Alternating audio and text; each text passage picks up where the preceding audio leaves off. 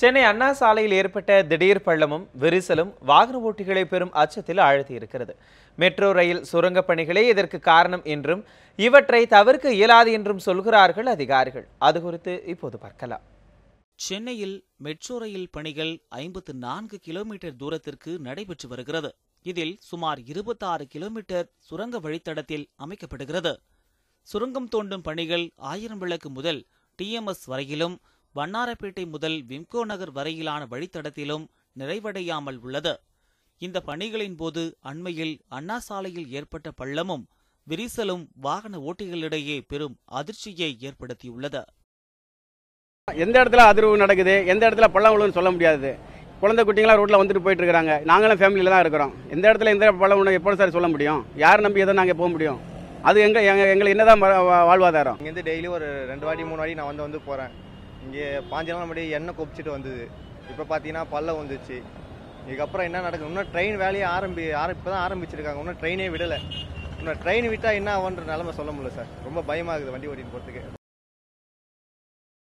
வாகன ஓட்டிகள் அச்சமடைந்தாலும் இது போன்ற நிகழ்வுகளை தவிர்க்க முடியாது என்கின்றனர் சென்னை மெட்ரோ ரயில் அதிகாரிகள்.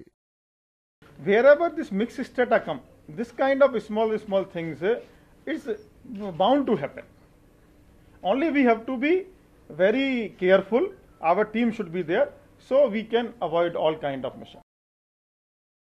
மண்ணின் தன்மை குறித்து முறையாக பரிசோதனை மேற்கொள்ளாமல் மெட்ரோ ரயில் பணிகள் நடைபெறுவதால் தான் இதுபோன்ற நிகழ்வுகள் நடைபெறுவதாக கருத்துக்கள் எழும்பி வரும் நிலையில் அதனை அதிகாரிகள் மறுக்கின்றனர். It was because of that mixed ground strata, but we have to take care of that in future.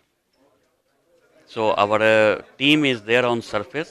They are watching everywhere. If any settlement, they are immediately taking care of that. So you might have seen our rescue operation. Immediately all the people has come over there. உலகளவில் சுரங்கப் பணிகளின் போது இதுபோன்ற நிகழ்வுகள் நடைபெறுவதாகவும், Hong Kong, Singapore உள்ளிட்ட பல இடங்களிலிருந்தும் வல்லுநர்கள் இது தொடர்பான ஆய்வுகளை சென்னையில் மேற்கொண்டு வருவதாகவும் குறிப்பிடுகிறார் பங்கஜ்குமார்.